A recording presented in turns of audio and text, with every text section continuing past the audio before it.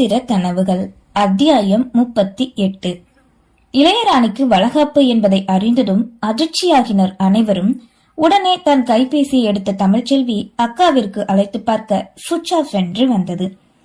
அந்த நேரம் வேலம்மாள் பாட்டியும் சத்தம் கேட்டு அறையிலிருந்து வெளியே வந்து என்னவென்று கேட்க அவரிடமும் அனைத்தையும் கூறினர்.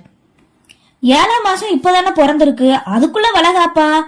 நாம இங்கதானே இருக்கிறோம், இதெல்லாம் நம்மள எடுத்து செய்யணும். ஆமாமா, ஆனா எல்லாமே தலைகீழா நடக்குது.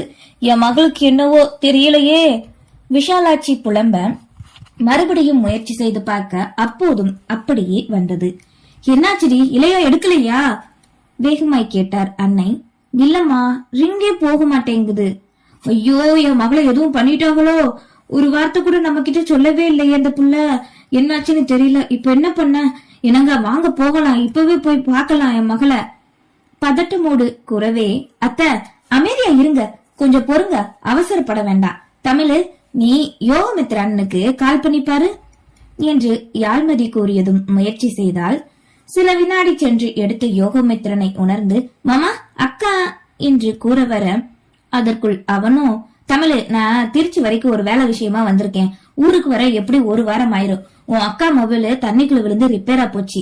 வர வெள்ளிக்கிழமை காலையில மாரியம்மன் கோயிலுக்கு போவேன்னு சொன்னா என்கிட்ட. நீ நேர்ல போய் பேசிக்கோமா, மாமாக்கு வேலை இருக்கு, நான் அப்புறம் கூப்பிடுறேன், வச்சிடுறேன் என வேக வேகமாய் அவள் கேட்காத அனைத்தையும் கூறிவிட்டு பட்டென வைத்து விட்டான். என்னம்மா, மாப்பிள்ள என்ன சொன்னாரு கேட்க யோகமித்ரன் கூறிய அனைத்தையுமே கூறினாள். என்னது, மாப்பிள்ள ஊர்ல இல்லையா? ஐயோ, போயும் போய் அந்த குடும்பத்திலேயா என் பொண்ணு குடுக்கணும்? என்ன கஷ்டப்படுறாளோ தெரியலையே.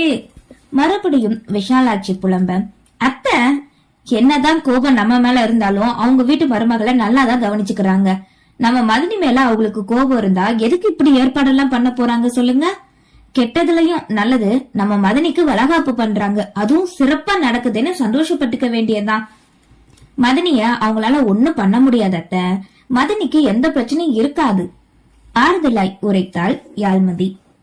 அவள் சொல்வதும் சரிதான். எங்கே தங்களின் மேலுள்ள கோபத்தில் மகளுக்கு ஒரு நல்லது கூட நடக்க விடாமல் செய்து விடுவார்களோ என்ற எண்ணம் இன்னும் மாறாய் நல்லது நடக்கிறது என்ற நிம்மதியே.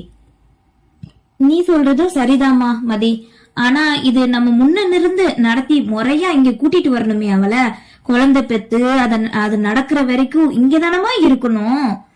வேலம்மாள் பாட்டி கூற, ஆமா பாவம், மனசால என் மக இங்க வர முடியலன்னு வேதனைப்படுவா என விஷாலாட்சியும் புலம்பினார்.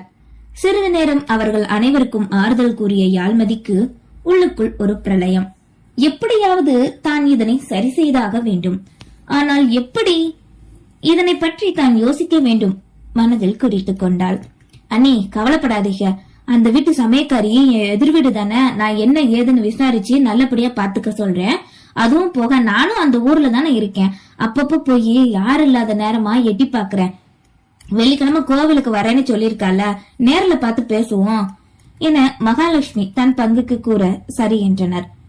அதன் பின் அன்றைய பொழுதனை அங்கேயே கழித்துவிட்டு மாலை நேரம் போல் தன் வீட்டுக்கு கிளம்பி சென்றார் மகாலட்சுமி. பம்பரமாக தந்தை கூறிய வேலையை செய்தாலுமே யோகமித்திரனின் எண்ணம் முழுவதும் மனைவியை சுற்றித்தான் வந்தது. தந்தை தன்னை வேணுமென்றே அனுப்பி வைத்தது புரிந்தது. மனைவிடம் லேண்ட்லைனில் மட்டுமே பேசிக் கொண்டான். தான் வந்து ஒரு புது கைபேசி வாங்கி தருவதாக கூறியிருந்தான். என்னதான் கைபேசியில் பேசினாலும் தன் அருகில் இருப்பது போல் இருக்காது அல்லவா? தமிழ்ச்செல்வி அழைத்ததுமே அவள் கேட்க போகும் கேள்விகள் அனைத்தும் புரிந்தது. அதைவிட தான் ஒரு வார்த்தை கூட கூறவில்லையே என மனைவியின் வீட்டார்கள் தன்னை தவறாக நினைத்துக் கொள்வார்கள். எந்த முகத்தை வைத்துக் கொண்டு அவர்களிடம் உண்மையை கூற முடியும்? அதனாலே தமிழ்ச்செல்வியிடம் படபடவென பேசிவிட்டு வைத்தான். இரவு நேரம் தன் வீட்டு லேண்ட்லைனருக்கு அழைக்க எடுத்ததோ அவனின் அன்னை. சிறிது நேரம் அவரிடம் பேசியவன் மனைவியிடம் கொடுக்க கூறினான். மருமகளை அழைத்து அவளிடம் கொடுக்க வள்ளியம்மாள் அருகில் இருந்த டைனிங் டேபிளில் அமர்ந்து கொண்டார். இளையராணிக்கு அவரின் இந்த செயல் எரிச்சலை கொடுத்தது. தாங்கள் இருவரும் கணவன் மனைவி, பேசுவதற்கு 1000 இருக்கும், இதில் இவர்கள் ஏன் குறுக்கிடுகிறார்கள்? இல்லையா, லைன்ல இருக்கியா? அமைதி மட்டுமே நிலவ மனைவியிடம்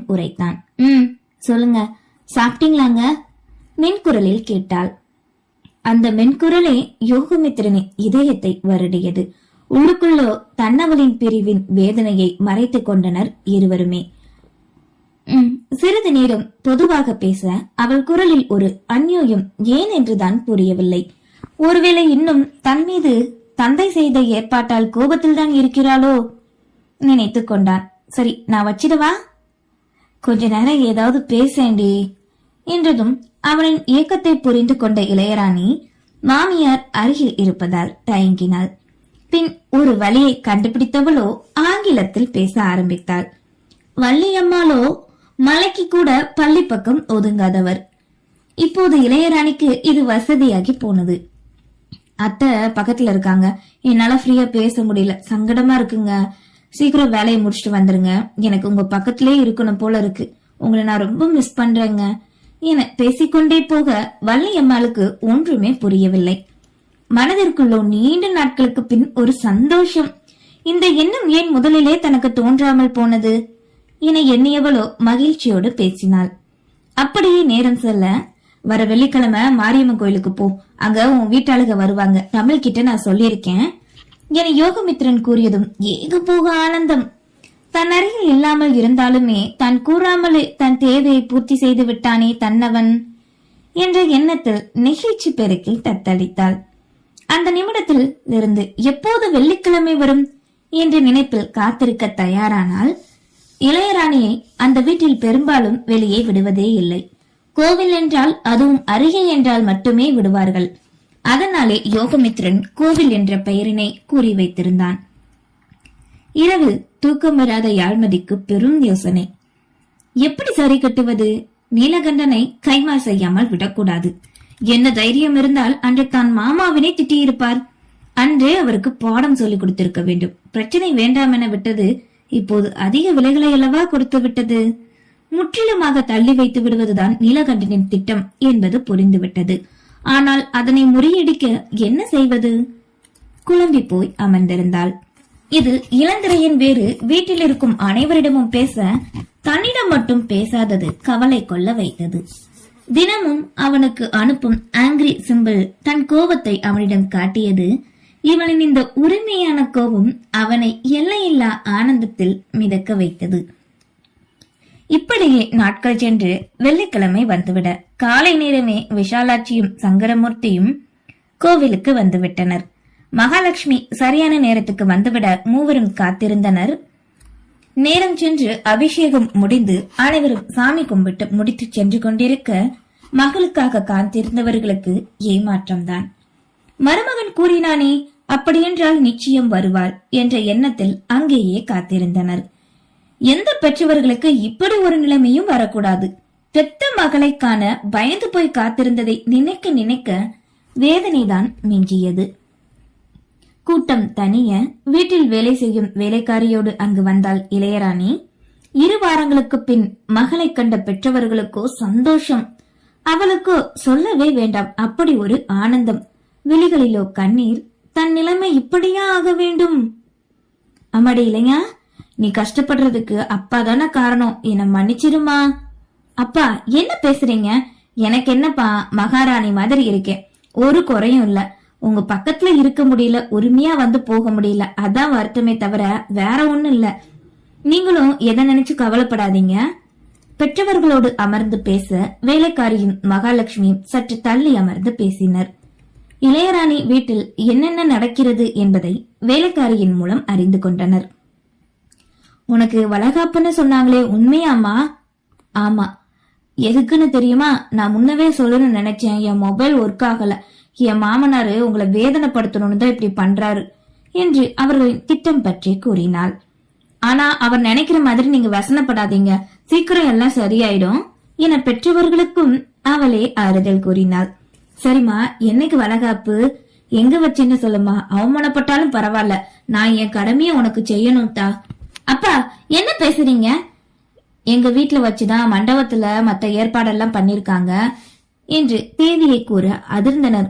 அன்றுதானே தேவாவிற்கு வரவேற்பு, சென்னை செல்ல வேண்டுமே என்ற நினைப்பில் இருந்தவரோ அதனை மகளிடம் கூற இளையராணியின் மனதிலோ இருந்த பாரம் நொடியில் இறங்கியது.